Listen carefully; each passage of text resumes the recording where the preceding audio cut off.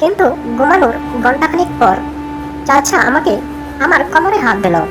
কিন্তু ঘুমানোর ঘন্টাখানিক পর চাচা আমাকে আমার কোমরে হাত দিল। হ্যালো বন্ধুরা, তোমরা কেমন আছো? আশা করি বন্ধুরা তোমরা ভালোই আছো। আজকের ভিডিওটা খুবই রোমান্টিক হতে চলেছে। আগে থেকেই প্রস্তুত হয়ে থাকো। ভিডিওটা দেখার পর স্থির হয়ে থাকতে পারবে না, তাই ভিডিওটা না টেনে পুরোপুরি ভিডিওটা ফার্স্ট থেকে লাস্ট পর্যন্ত দেখো। আজকে শোনাবো আমার আপন চাচা আমাকে কিভাবে। আমার বাবারা 3 ভাই। আমার ছোট চাচার নাম নিখিল। আমি ছোট চাচার কাছেই থাকি। আমার চাচা চাচিও নিজের মেয়ের মতন দেখে আমাকে আদর যত্ন করে এবং আমাকে খুব ভালোবাসে। আমরা 2 বোন, আমি সবার ছোট।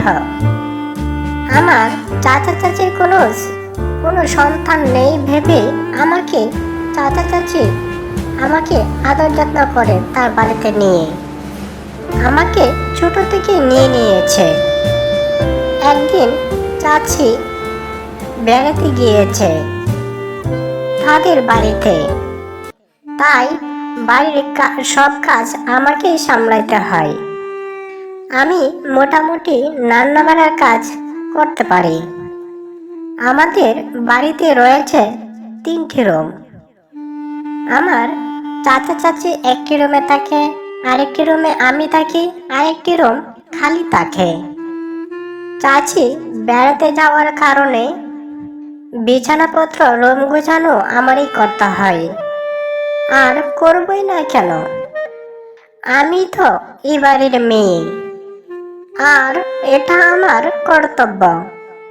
আমার চাচা সকালে অফিসে যায় আর বিকালে ফিরে। আমার চাচি বাবার বাড়িতে বেড়াতে যাওয়ার কারণে আমি আপাতত আমার কলেজ বন্ধ, কলেজে যাই না। চাচি আসলে আবার কলেজে যাব। হঠাৎ একদিন আমার চাচা রাত 12টার সময় আমাকে ডাকলো। আমার চাচা রুমে ডাকলো। আমি তখন গিয়ে বললাম, চাচ্ছু কেন ডাকছ, কি হয়েছে? নিখিল চাচা আমাকে বলল, তা জানি ভালো লাগছে না মা, কয়েকদিন যাবৎ আমার কোনো কিছু ভালো লাগছে না। প্রিয়াঙ্কা, নয়তো তুই আজকে আমার সাথে ঘুমাবি রাতে। তখন আমি আমার চাচুর কথাতে চাচুর রুমে শুইলাম। আমি তো তার নিজের মেয়ের মতোই। কিন্তু ঘুমানোর ঘন্টাখানিক পর চাচা আমাকে আমার কোমরে হাত দিল। তখন আমিও চাচুকে জড়িয়ে ধরলাম। চাচু আমাকে বুকে টেনে নিল।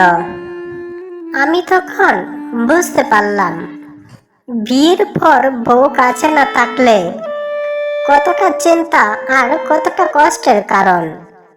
আর আমি এটাও বুঝতে পারলাম চাচি বাড়িতে না থাকার কারণে আমার চাচুরও ঘুম আসছে না। সকালবেলায় ঘুম থেকে আমার চাচু উঠে বলল, ফ্রেশ হয়ে বলল। তখন আমিও একটা সুযোগ নিলাম। চাচুকে বললাম, চাচু আমার চাচি না আসা পর্যন্ত আমি তোমার সাথেই ঘুমাবো। তারপর চাচু অফিসে চলে গেল। আমি বিছানা ঠিক করতে গেলাম। বিছানা ঠিক করার সময় আমি মাঝখানে দেখতে পেলাম শুকিয়ে আটকে গেছে। আমি তখন বুঝতে পেরেছি।